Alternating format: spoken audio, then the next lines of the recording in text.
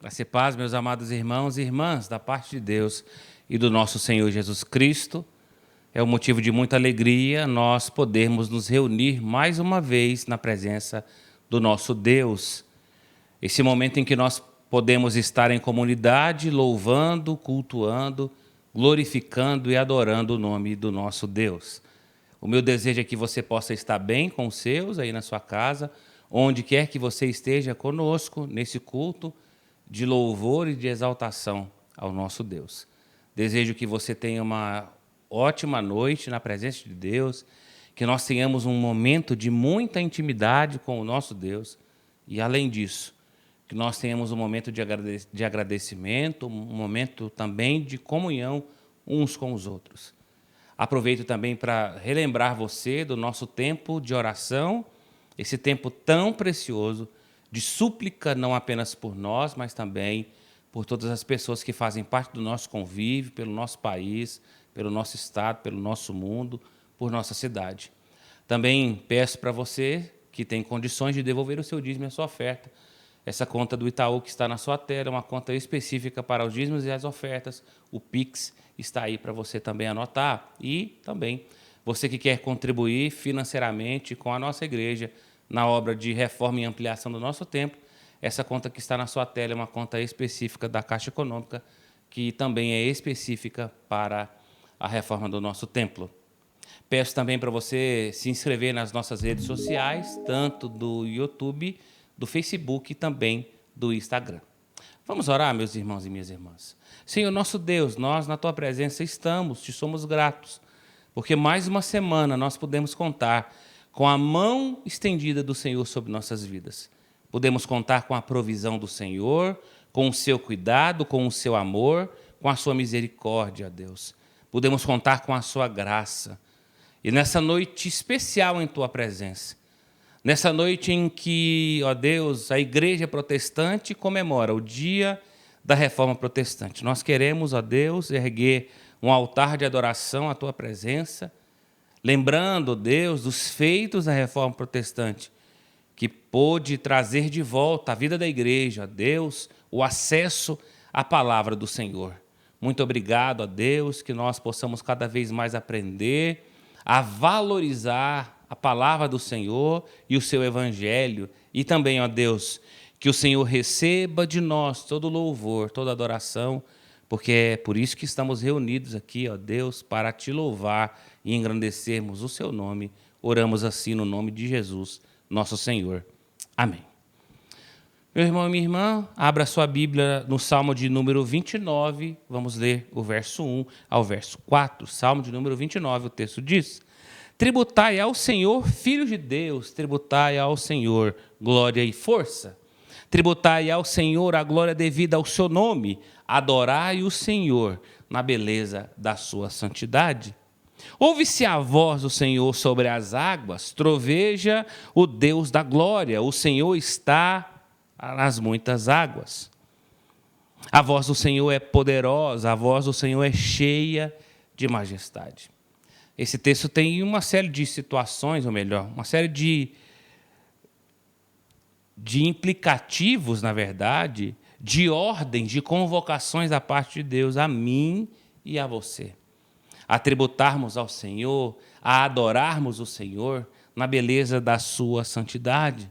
Mas eu quero destacar o que está escrito lá no verso de número 4. A voz do Senhor é poderosa, a voz do Senhor é cheia de majestade. Nós estamos reunidos nesta hora, através do aplicativo do YouTube, com um desejo de adorarmos o nosso Deus, de exaltarmos a glória e a majestade do nosso Deus, mas também de ouvirmos a voz que vem dele. Por isso, que Deus possa abençoar esse culto, esse momento na presença dele, que nós tenhamos um momento de intimidade e que agora nós possamos louvá-lo com cânticos.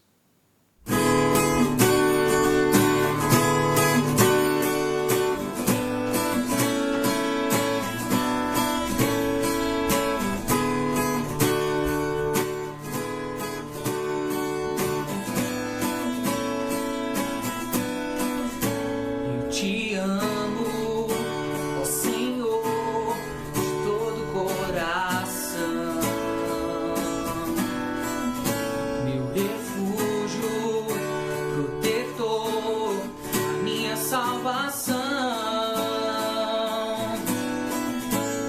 te amo, ó Senhor, de todo coração.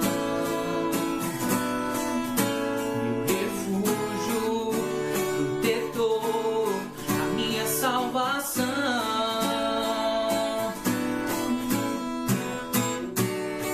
A única razão do meu louvor.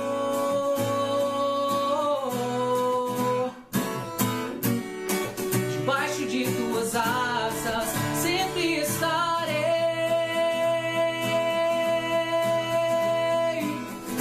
Nem a morte, nem a vida, potestades ou principados, nem a fome ou angústia poderão me separar de ti. Nem a morte, nem a vida, potestades ou principados, nem a fome ou angústia poderão me separar de ti.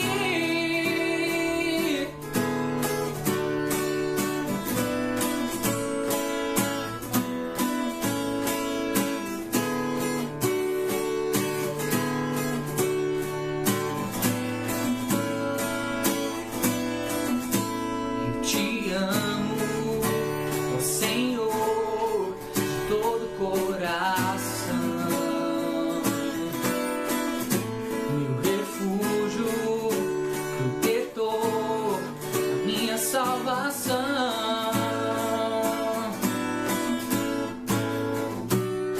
A única razão do meu louvor.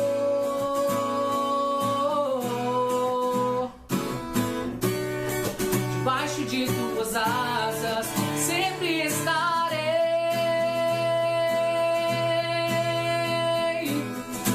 Nem a morte, nem a vida, potestades ou principados, nem a fome ou angústia poderão me separar de ti. Nem a morte, nem a vida, potestades ou principados, nem a fome ou angústia poderão me separar de ti.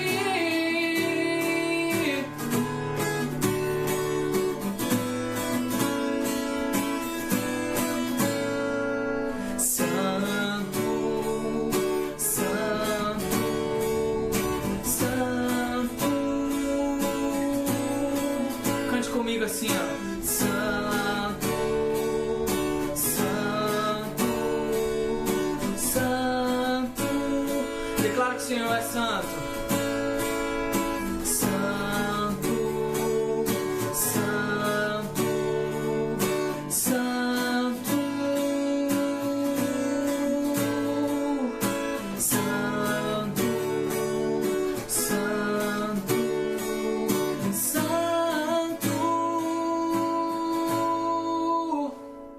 Graça e paz, meu irmão, minha irmã. Espero que esteja tudo bem com vocês. E eu gostaria de falar hoje a respeito de algo que Deus tocou no meu coração. A respeito dessas canções. Elas dizem que mesmo que as coisas não deem certo, nós devemos seguir em frente. Nós devemos continuar louvando, continuar adorando o nosso Deus. Vivendo uma vida em santidade, vivendo uma vida em comunhão com Deus. Dessa forma, eu convido você para que nós possamos continuar adorando o nosso Senhor e seguir, mesmo que as coisas estejam difíceis, seguir em frente com fé, mesmo que as coisas não estejam ao nosso favor, mas sabendo que Deus está. Então, vamos cantar?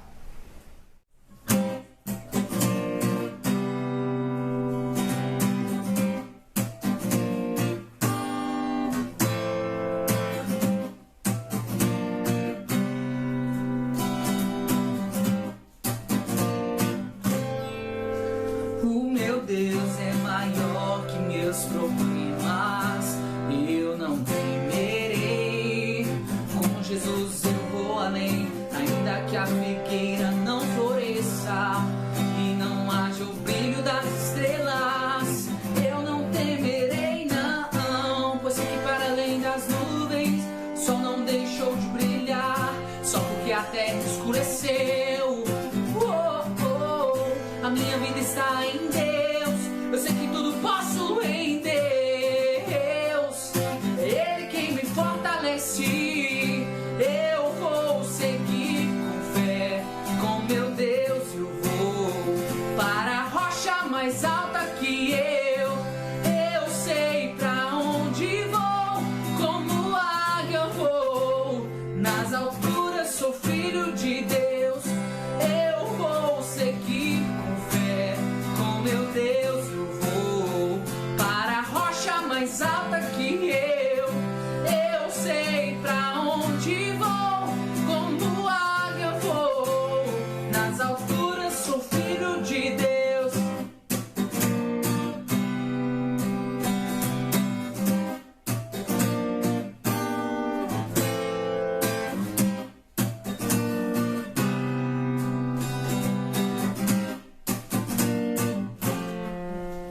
O meu Deus sabe tudo que eu preciso pra sentir a paz dentro do meu coração, ainda que a lua adormeça e não haja o brilho das estrelas, eu não temerei não, pois sei que para além das nuvens o sol não deixou de brilhar, só porque a terra escureceu.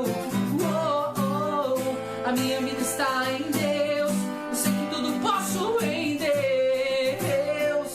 É Ele quem me fortalece, eu vou seguir com fé, com meu Deus eu vou para a rocha mais alta que eu sei pra onde vou, como águia vou, nas alturas sou filho de Deus, eu vou seguir com fé, com meu Deus eu vou para a rocha mais alta que eu sei pra onde vou, como águia vou, nas alturas sou filho de Deus.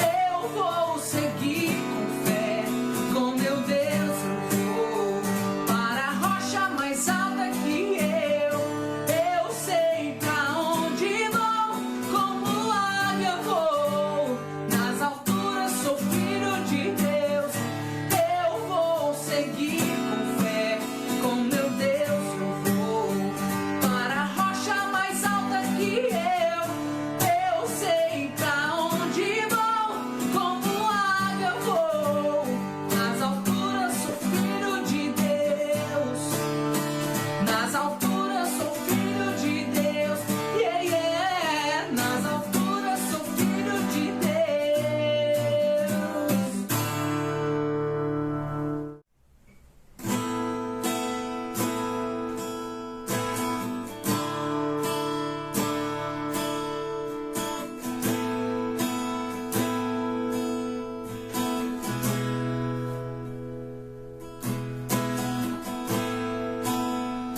Perto quero estar,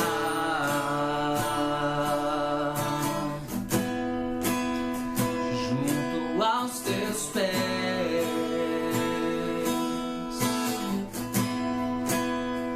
pois prazer maior não há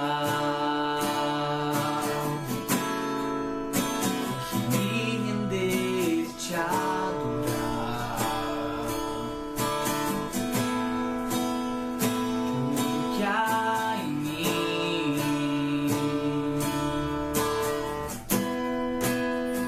quero te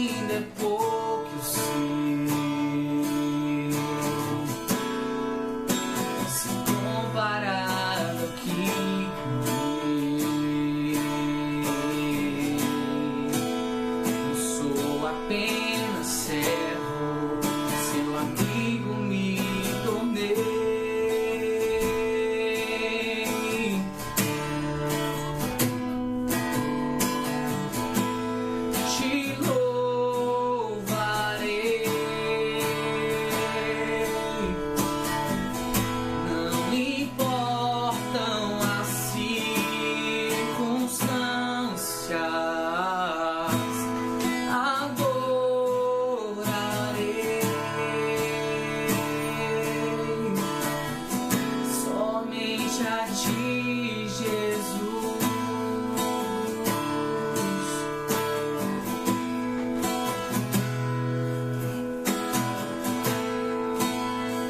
Perto quero estar,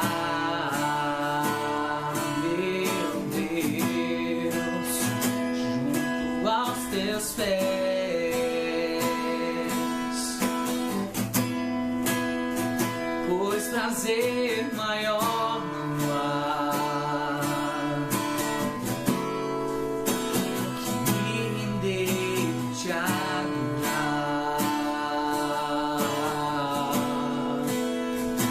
Tudo que há em mim, oh Deus, quero te ofertar.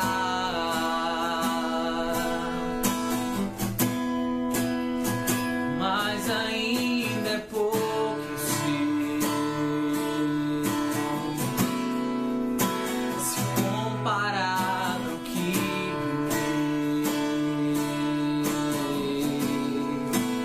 eu sou apenas servo, seu amigo me tornei.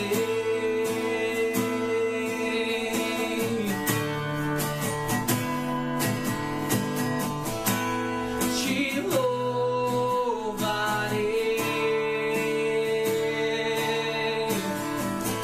não importam as circunstâncias, adorarei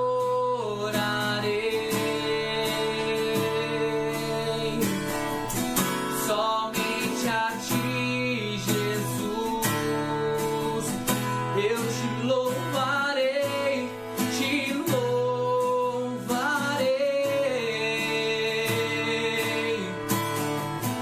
Não importam as circunstâncias, adorarei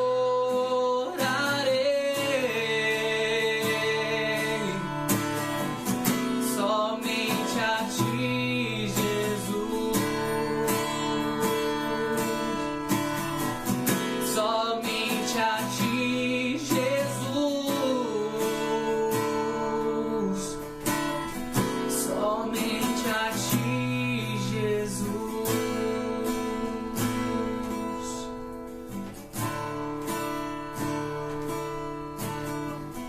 É somente ao Senhor que queremos engrandecer e louvar nessa noite, Deus. Como cantamos no primeiro hino, eu vou seguir com fé. Eu vou seguir com fé mesmo que as portas não se abram. Mesmo que os gigantes estejam diante de nós. Mesmo se as adversidades vierem, Deus. Nós seguiremos com fé. Te adorar vai muito além de condição, se o Senhor abençoa a gente ou não. A adoração tem que ser pura, ela tem que ser sincera. E é isso que queremos nessa noite, Deus. Te adorar com pureza, te adorar com sinceridade. Aceita o nosso louvor, a nossa adoração. Entregamos as nossas vidas em tuas mãos, Deus, para que o Senhor nos torne adoradores, Pai. Adoradores com excelência. Em nome de Jesus é que eu oro e agradeço. Amém.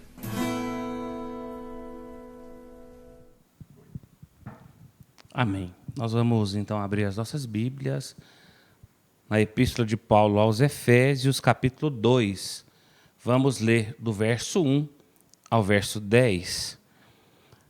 Paulo aos Efésios, capítulo 2, verso 1 ao verso 10. O texto nos diz: Ele vos deu vida, estando vós mortos nos vossos delitos e pecados, nos quais andastes outrora, segundo o curso desse mundo, segundo o príncipe da potestade do ar e do espírito que agora atua nos filhos da desobediência, entre os quais nós também andávamos outrora, segundo as inclinações da nossa carne, fazendo a vontade da carne e dos pensamentos, e éramos, por natureza, filhos da ira, como também os demais. Mas Deus, sendo rico em misericórdia, por causa do grande amor que nos amou, estando nós mortos em nossos delitos e pecados, nos deu vida juntamente com Cristo, pela graça sois salvos. E juntamente com Ele nos ressuscitou e nos fez assentar nos lugares celestiais em Cristo Jesus, para mostrar nos séculos vindouros a suprema riqueza da sua graça em bondade para conosco em Cristo Jesus. Porque pela graça sois salvos, mediante a fé, isso não vem de vós, é dom de Deus. Não de obras para que ninguém se glorie, pois somos feituras dele, criados em Cristo Jesus, para as boas obras, as quais Deus preparou, ou melhor, as quais Deus de antemão preparou para que andássemos nelas. Como eu disse na semana passada, no domingo passado, esse é um texto dos mais importantes para falar dos princípios da Reforma Protestante, em que nós regressamos aos valores da Reforma Protestante, aos fundamentos, ao alicerce da Reforma Protestante. Nós precisamos lembrar que hoje nós estamos comemorando, como cristãos protestantes, o dia da Reforma Protestante, porque no dia 31 de outubro de 1517, Martinho Lutero protestou contra a igreja oficial, afixando à porta da igreja da Catedral de Wittenberg as famosas 95 teses, condenando alguns pontos teológicos da igreja romana. Tudo isso começou com Lutero, todavia, ele descobriu que a salvação não era pela tradição, a salvação não era a igreja que detinha o poder da salvação. Tudo isso aconteceu a partir do momento em que ele descobriu, lendo o texto de Romanos, que a salvação é pela fé em Jesus Cristo, que o justo viverá pela fé. Quando isso aconteceu, Martinho Lutero foi transformado de dentro para fora e ele viveu um processo genuíno de conversão e de protesto contra a falsa pregação da salvação que a igreja dizia que era dela. Lutero, ele lutou não apenas sozinho, ele protestou não sozinho, ele foi um dos reformadores. Nós podemos também destacar João Calvino com a sua mente brilhante, principalmente porque era um intelectual com mente privilegiada, e João Calvino sistematizou a Reforma Protestante em alguns livros. E o livro mais famoso é o livro A Instituição da Religião Cristã, que é esse livro que eu tenho aqui na mão. Ele tem quatro livros, 4 volumes. Esse é o número 1. Este é um livro que ficou conhecido para a posteridade, porque ali João Calvino trabalha os pontos, os fundamentos principais da Reforma Protestante. Talvez você esteja na sua casa pensando, pastor, mas será que nós temos que pensar todos os anos, temos que nos lembrar todos os anos da Reforma Protestante? Eu respondo que sim. Respondo que sim, primeiramente, porque a Reforma é um marco na história do cristianismo. A Reforma é o momento histórico em que a igreja oficial estava caminhando a passos largos para as heresias, e a Reforma se apresenta como um retorno às Sagradas Escrituras. A Reforma é muito importante porque a igreja oficial da época pregava uma série de heresias, como a venda do perdão dos pecados. A igreja pregava a venda dos objetos santos, das relíquias. A igreja pregava a salvação por obras, e a salvação que era posse da igreja. A igreja pregava mediadores entre Deus e os homens, e esses mediadores não eram apenas Jesus Cristo, mas muitos outros. A igreja pregava que a Bíblia não era acessível a todos. A igreja supervalorizava a hierarquia religiosa. A igreja afirmava que no batismo, o batismo, melhor dizendo, tinha o poder de retirar o pecado original. É por isso que, em primeiro lugar, eu digo que sim, a Reforma Protestante é muito importante e todos os anos, e por que não dizer, todos os dias nós precisamos relembrar desses valores importantes, desses fundamentos importantes, de lembrarmos os marcos da história da igreja cristã. Porque aqui, na Reforma Protestante, nós temos um retorno às Sagradas Escrituras.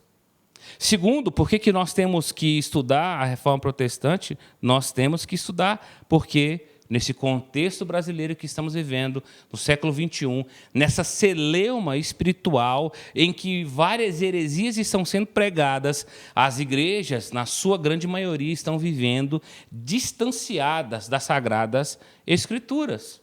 Talvez você esteja dizendo aí na sua casa, mas o Brasil é um país de muita fé. E eu digo que não. O Brasil é um país de muita superstição, porque superstição é uma fé contrária, ou melhor, é uma crença contrária à fé verdadeira e genuína. A superstição não tem nada a ver com a fé bíblica. E nós temos no Brasil um monte de superstições, como no final do ano o uso da roupa branca. Nós temos algumas superstições diárias, como o trevo de 4 folhas.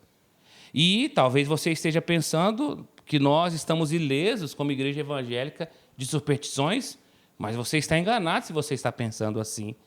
Porque há também superstições na igreja evangélica atual, como a maldição hereditária, a Bíblia aberta no Salmo de número 91, e tantas outras coisas, como a troca da leitura bíblica sistemática por caixinha de promessa ou profecias de pessoas. A troca de lermos a palavra de Deus com afinco. Há também uma superstição que você não pode orar no seu quarto, mas você tem que ir num monte, porque lá no monte Deus vai falar com você. Isto é ou não é superstição? Tudo isso está exatamente deturpando a verdade da palavra de Deus. E é exatamente essa realidade vivida por Martinho Lutero, por João Calvino, no século XVI, onde tudo que a igreja produzia era superstição e heresia, porque era uma fé sem razão que virou uma superstição.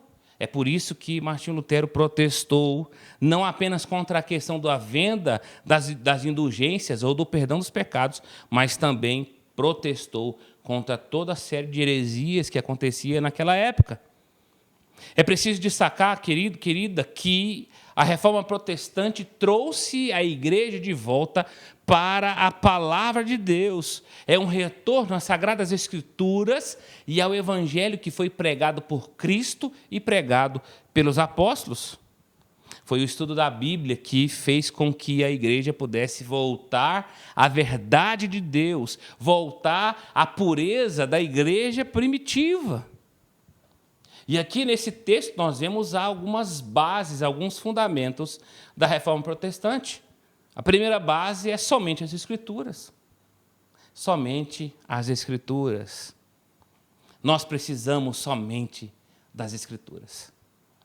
O texto de Paulo, a 2 Timóteo, capítulo 3, verso 16, nos diz: toda a Escritura é inspirada por Deus e útil para ensino, para a repreensão, para a correção e para a educação na justiça, a fim de que o homem de Deus seja perfeito e perfeitamente habilitado para toda boa obra. Querido, querida, os reformadores, eles reafirmaram a supremacia das Escrituras sobre a tradição da igreja, sobre os procedimentos que iam contra a vontade de Deus, porque a Bíblia é a nossa única de fé e conduta. É na Bíblia que nós encontramos a vontade de Deus, é na Bíblia que nós encontramos a vontade de Deus para a vida da igreja e para as nossas vidas.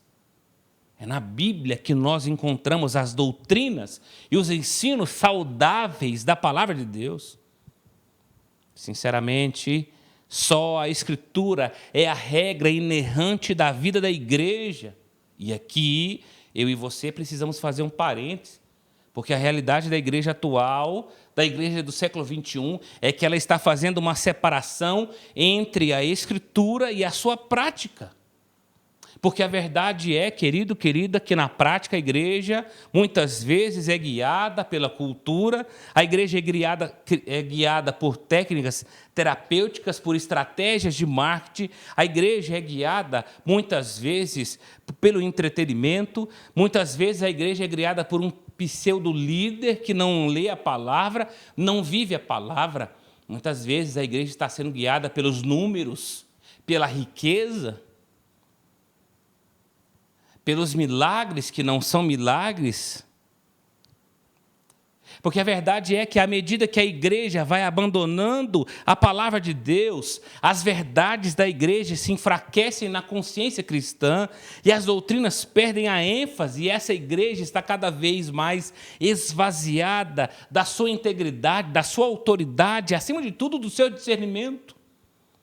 Quando a igreja está caminhando a passos largos para a distância da palavra de Deus, ela perde a sua verdadeira motivação. Ela perde o seu norte, o seu caminho, a sua condução, a sua integridade. Ela perde, sinceramente, o seu discernimento.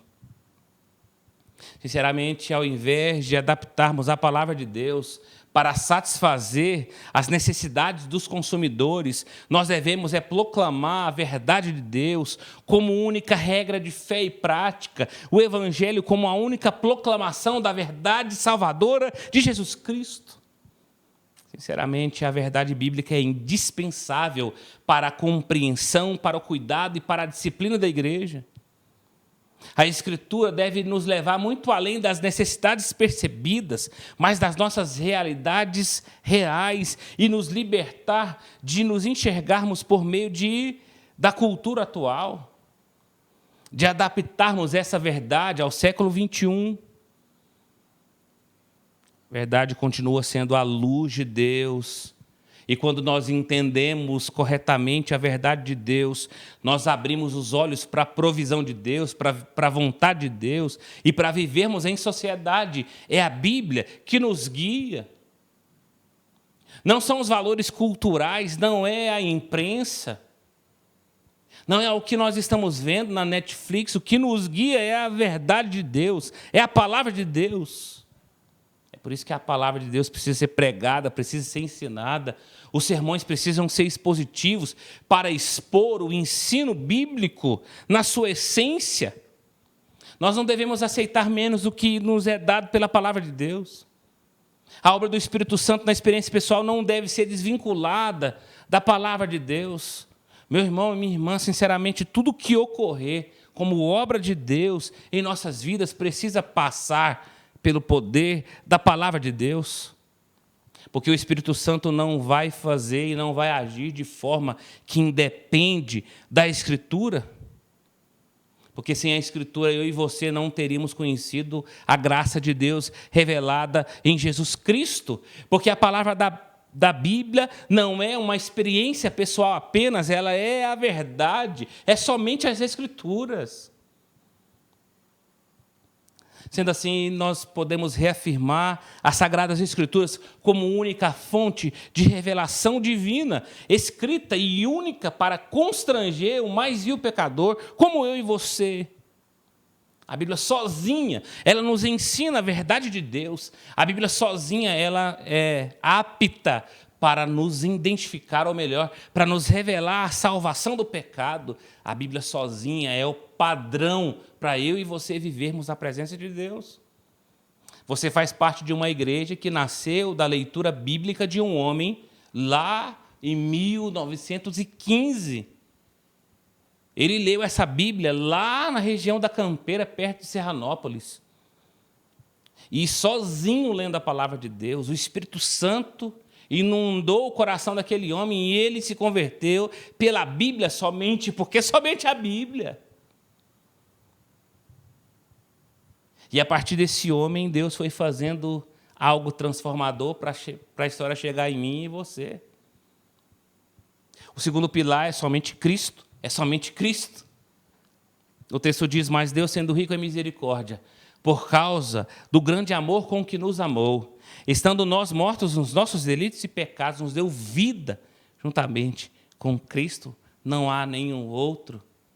Não há salvação em nenhum outro. Atos 4:12, o texto diz: não há salvação em nenhum outro nome, porque abaixo do céu não existe outro nome dado entre os homens, pelo qual importa que sejamos salvos. Nós precisamos lembrar, queridos irmãos e irmãs, que a igreja oficial declarava que a salvação do ser humano dependia exclusivamente da aprovação da igreja. Se a pessoa não estivesse vinculada à igreja, a pessoa não era considerada salva. Os reformadores, eles rejeitaram a autoridade desses líderes que estavam deturpando a palavra de Deus, da mesma forma que a reforma protestante também rejeita os pseudos apóstolos, patriarcas da igreja evangélica atual. Porque esses líderes, eles usurpam a trindade de Deus. Esses líderes usurpam o lugar de Deus. Esses líderes usurpam o lugar de Cristo como pontífice, como a ligação entre Deus e os seres humanos.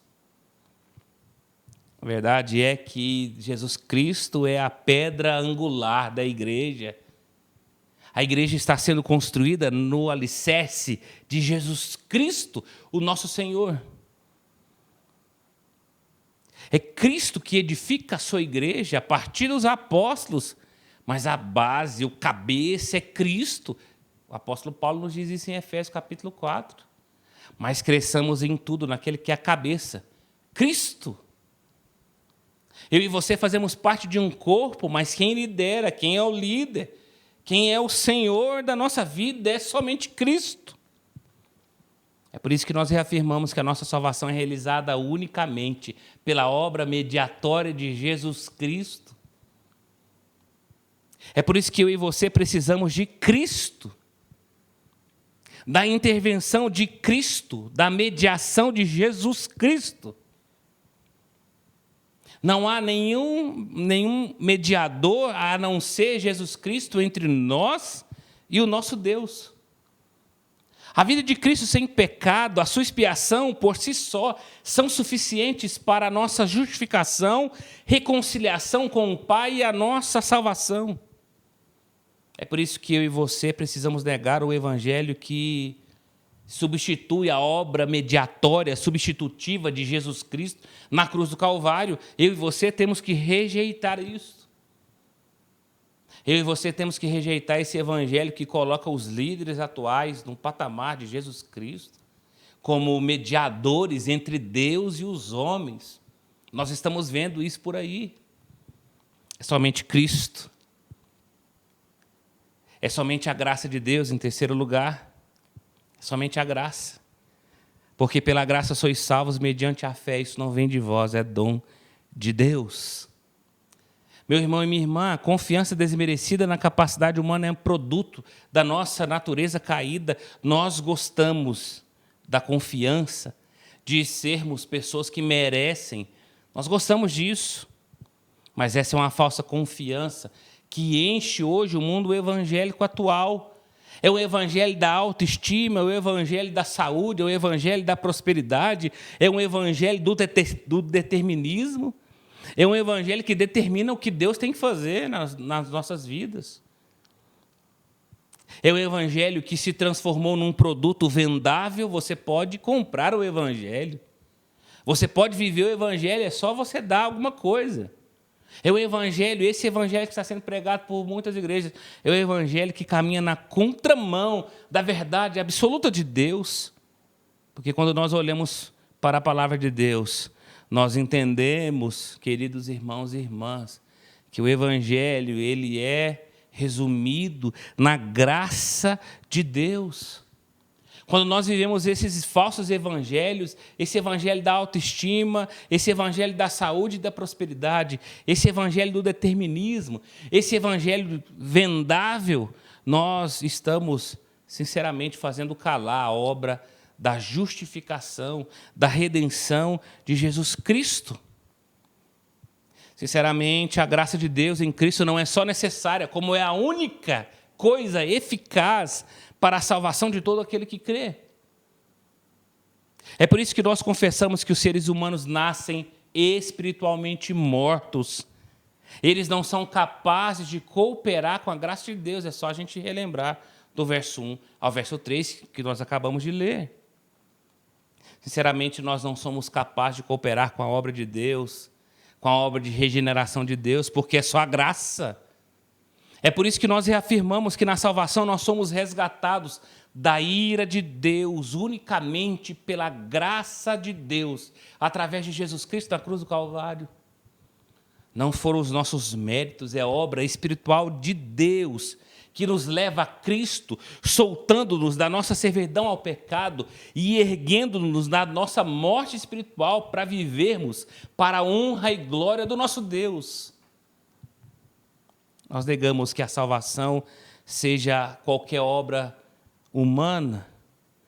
Nós negamos tudo isso porque é só a graça de Deus que nos alcança e que nos transforma, e é por essa graça que temos que viver. Mas, em quarto lugar, o quarto fundamento é somente pela fé, é somente a fé. O texto nos diz, de fato, sem fé é impossível agradar a Deus, porquanto é necessário que aquele que se aproxima de Deus creia que Ele existe e que se torna galardoador dos que buscam. Veja bem, meu irmão e minha irmã, a justificação é somente pela graça, é somente pelo intermédio da fé, é somente por causa de Cristo. Anote isso no seu coração. Este é o fundamento pelo qual ou a igreja se sustenta, ou ela cai. Ou a igreja se sustenta na ótica de que é somente pela fé em Jesus Cristo e ela está sustentada na vontade de Deus, ou ela cai, ou ela ignora a verdade absoluta de Deus, ou ela distorce o evangelho. Os reformadores enfatizavam a supremacia da fé sobre as obras de salvação. Veja bem, naquele tempo, a pessoa só era declarada salva quando ela fizesse parte da igreja, quando ela fosse batizada. Só aí ela era considerada salva.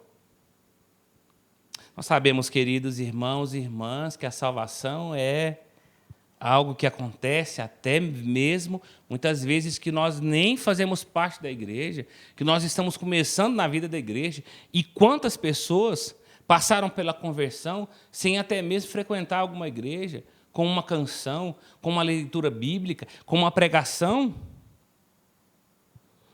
Sinceramente, nós reafirmamos que a justificação é somente pela graça, somente por intermédio da fé, somente por causa de Cristo. É na justificação que a retidão de Cristo sai dele e vai até mim e a você, para nos tornar justos, não pelas nossas obras, mas pela obra de Cristo na cruz do Calvário. Paulo diz em Romanos capítulo 5, verso 1, justificados, pois, mediante a fé em Cristo, temos paz com Deus. A justificação vem do nosso Deus. Nós negamos que a justificação se baseia em qualquer mérito que eu e você possuímos, porque nós não possuímos nenhum mérito. Se nós somos salvos, é pela graça de Deus e pela fé que temos no Senhor Jesus Cristo, o Salvador, o Redentor, o Justificador. Mas o quinto alicerce e fundamento da igreja é somente a glória de Deus. É somente a glória de Deus. Pela graça sois salvos mediante a fé, isso não vem de vós, é dom de Deus, não de obras, para que ninguém se glorie. Está límpido esse texto, queridos. Há também um outro texto em 2 Samuel, capítulo 7, verso 22. Portanto, grandíssimo és, ó Senhor Deus, porque não há semelhante a ti, e não há outro além de ti, segundo tudo que nós mesmos temos ouvido. Onde quer que a igreja tenha se perdido, tenha perdido a noção da autoridade da palavra de Deus, onde Cristo é colocado do lado, onde o evangelho é distorcido, onde a fé é pervertida, tudo acontece por um motivo: a glória humana. É quando os motivos, os interesses substituem os interesses de Deus. É quando a igreja passa a viver uma realidade dela mesma, para ela mesma. É quando uma igreja passa a viver perdendo a centralidade de Deus na vida da igreja. É quando uma igreja se preocupa muito mais com a glória humana do que com a glória de Deus. E isso tem acontecido no século XXI. É comum, é lamentável. Essa perda transforma o culto num entretenimento. A palavra se torna uma mensagem de autoajuda ou de marketing. O ser bom é se sentir bem e ter sucesso é o único objetivo. E como resultado disso, Deus, Cristo e a Bíblia vem significando muito pouco para muitos, e o peso relevante da palavra de Deus se torna irrelevante para muitos. Meu irmão e minha irmã, Deus não existe para satisfazer os nossos interesses. Deus não existe para satisfazer as ambições humanas. É por isso que eu e você precisamos focalizar em Deus, na nossa adoração, e não satisfazer os nossos desejos. Nós adoramos a Deus no culto, não porque nós estamos devendo, mas adoramos a Ele porque Ele é digno de receber toda honra, glória e louvor. Então a nossa preocupação deve ser de adorá-lo, de bendizê-lo, de glorificá-lo. É somente pela glória de Deus. Por isso que nós reafirmamos como a salvação é de Deus, é realizada por Deus, ela é para a glória de Deus, a salvação é para a glória de Deus, e eu e você precisamos, na presença de Deus, glorificarmos a salvação. Lembrarmos que nós nascemos para viver a glória de Deus. A pergunta principal do Catecismo Maior é: qual é a finalidade do ser humano? É glorificar a Deus e gozá-lo para sempre. Os reformadores reafirmaram a doutrina bíblica de que Deus não reparte a sua glória com ninguém. Somente Deus deve ser honrado, adorado. É por isso que nós temos que negar a apropriação da glória de Deus que muitos estão fazendo. Eu quero concluir dizendo que a reforma não foi apenas um movimento, ela foi um avivamento de Deus. A reforma foi um avivamento de Deus, algo sobrenatural. Só por causa de termos a Bíblia ao nosso alcance, é que nós podemos então conhecer a verdade de Deus. Uma das primeiras coisas que Martim Lutero fez foi traduzir a Bíblia para o alemão. A reforma é uma intervenção de Deus na história da humanidade. Lembre, meu irmão e minha irmã, a igreja do século XVI, ela aprisionava as pessoas, ela apresentava uma falsa verdade de Deus, ela era uma igreja que vendia utensílios santos. Se você fazer um transporte para o século XXI, você vai perceber que a igreja tem sido muitas vezes a mesma igreja do século XVI, uma igreja que aprisiona as pessoas, uma igreja que se tornou num balcão de negócios e vendas.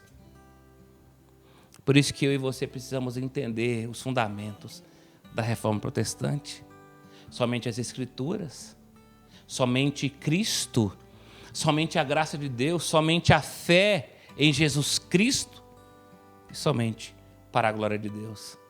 Que Deus nos abençoe e que Deus possa usar nossas vidas para que a partir de nossa igreja, de nossas vidas, nós possamos cada vez mais valorizar a palavra de Deus e valorizarmos cada vez mais os fundamentos da reforma protestante para que eu e você possamos viver uma vida de inteiro agrado a Deus, uma vida alicerçada no Evangelho de Cristo, uma vida em que nós sejamos anunciadores desse Evangelho de Cristo. Que Deus nos ajude, que Deus nos abençoe. Vamos cantar, queridos? Vamos nos render mais uma vez na presença do nosso Deus?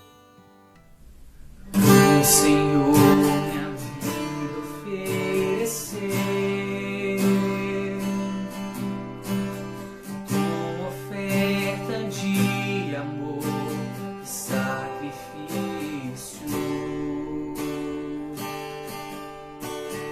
Quero minha vida a te entregar.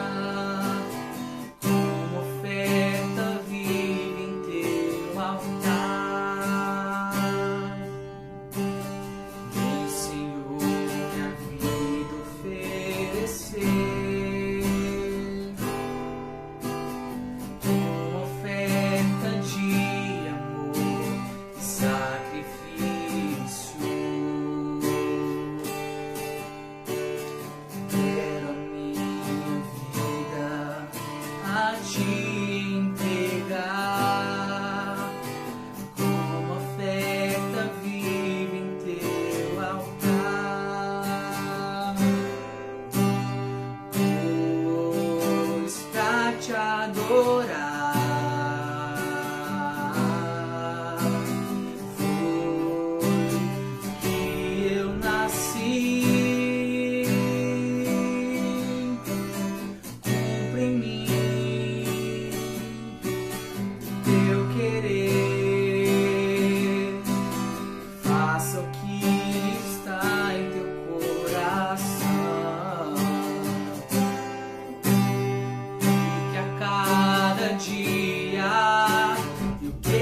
mais e mais estar ao teu lado, Senhor.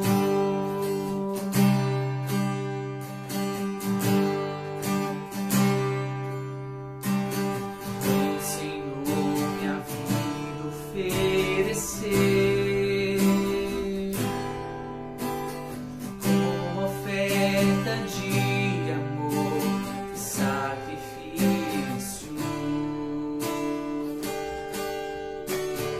Quero minha vida a te entregar como oferta viva em teu altar,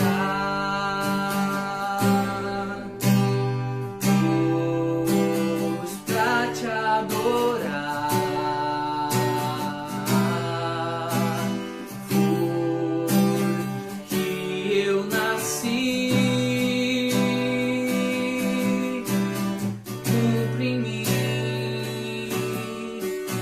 Teu querer,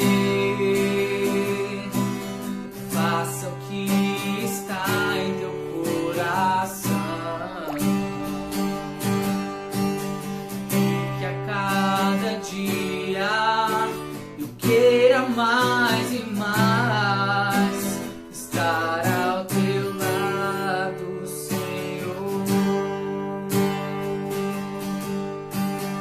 e que a cada dia eu queira mais e mais estar ao teu lado, estar ao teu lado, estar ao teu lado, Senhor.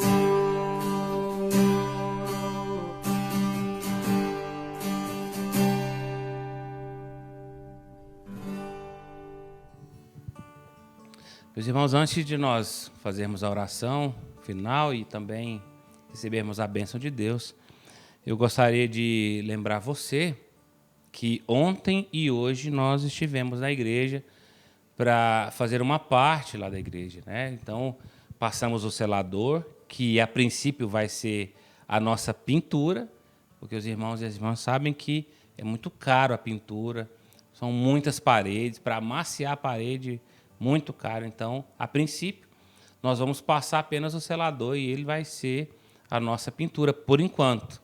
E, como eu disse, nós estamos na contagem regressiva para regressarmos aos trabalhos presenciais. Não quero causar nenhuma ansiedade em ninguém, contudo, nós estamos caminhando nessa contagem regressiva. Mas, para isso, eu gostaria que você ficasse aí mais um pouco e que você pudesse ver alguns vídeos, vai passar alguns vídeos, explicando em que pé está a nossa reforma, o que foi feito durante essa semana e também o trabalho desenvolvido pelos irmãos e pelas irmãs no sábado e também no domingo. Bom dia, meus irmãos, graça e paz a toda a igreja. Estamos aqui para trazer um pouquinho mais de informação para vocês da nossa obra. O pessoal aqui já está fazendo a escada, né? A escada de acesso à porta principal da igreja. Já estão concluindo ali o primeiro patamar. Nós já soltamos o piso, as paredes já estão quase todas assentadas já também. O nosso banheiro feminino. Tá bonito.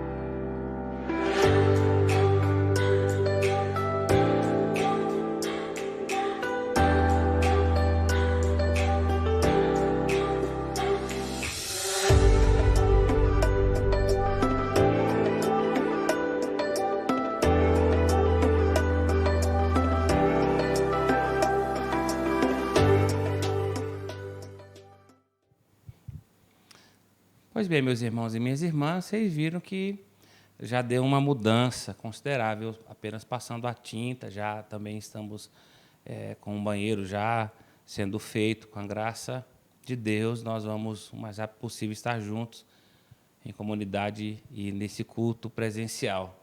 Eu não quero de forma alguma trazer ansiedade, mas nós estamos na contagem regressiva. Pedimos para que você possa estar em oração por nós nesses momentos que antecedem a nossa volta, esses momentos que são importantes lá na nossa reforma. Vamos orar? Senhor, obrigado pela tua boa mão sobre nós, sobre o teu povo. Obrigado, ó Deus, por ontem, hoje, esse tempo de trabalho que nós tivemos lá na nossa igreja, em que nós pudemos orar, sonhar, ó Deus, com a obra do Senhor. Nós podemos ver cada vez mais próximo o nosso retorno, a vida comunitária, ó Deus, louvado seja o seu nome. E também, ó Deus, faça-nos viver, ó Deus, a verdade do Evangelho de Cristo, que nos liberta das cadeias infernais para vivermos como servos do Senhor.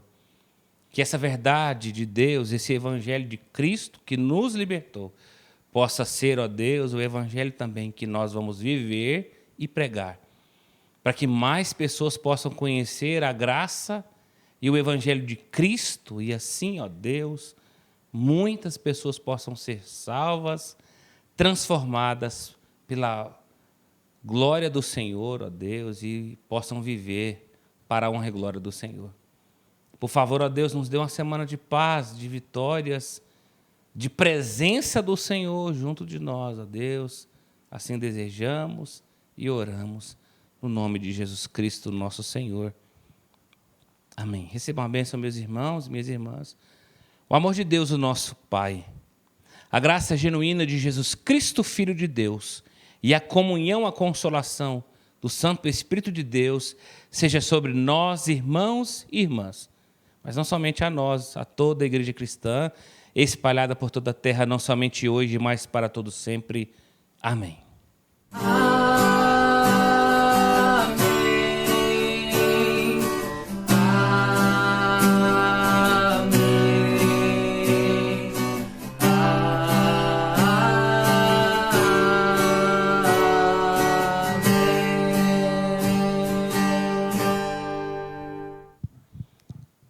Pois bem, meu irmão e minha irmã, Deus abençoe, boa semana a todos, fiquem na paz do Senhor.